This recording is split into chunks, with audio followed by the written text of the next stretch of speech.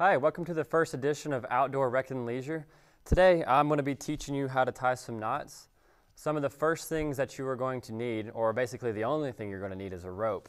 And it's a good idea to have a good pair of hands that are very coordinated and lots of patience if you're not. So anyway, let's go ahead and get started.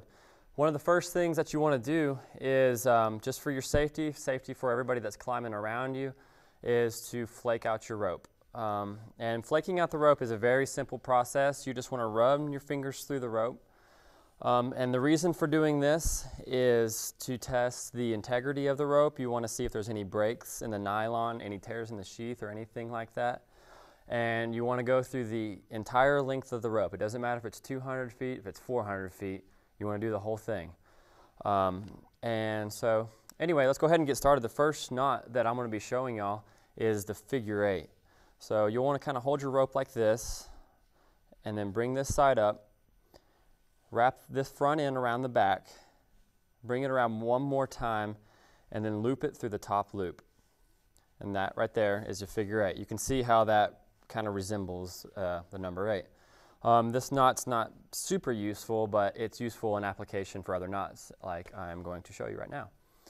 So the next knot is called a rethreaded figure 8, and you'll want to leave a lot of tail for this because you'll be rethreading the whole entire thing. And so you'll bring this in around, tie the figure 8 the exact same way, and then when you're done, you're going to retrace every step all the way back around. So you want to make sure that you don't cross over at all. Every time you cross over, it tacks off a little bit of usefulness of the knot, and it takes away the strength from the knot. So you just keep retracing until you're done, and there it is. Some people like to do this, and it's always recommended if you have a little bit of tail left over, you can always go ahead and put a little safety knot up top, and this just kind of backs things up. It gives you a little bit of peace of mind while you're climbing. Anyways, the last knot I'm going to show you is the figure 8 on a bite. This knot is useful if you're stuck on a pinch, if you're stuck like on somewhere midway up on a climb. You can't get access to the top or either end of the rope. So what you do is just grab the middle of the rope, and this is called a bite right here. Whenever you grab a rope like this is called the bite of a rope.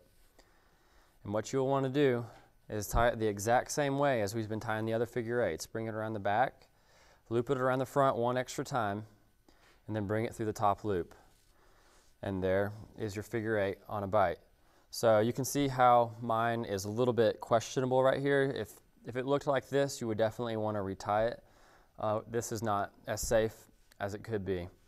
So anyways, this has been the first edition of Outdoor Rec and Leisure. I'm your host, Kelly Cross, and hope to see you next time.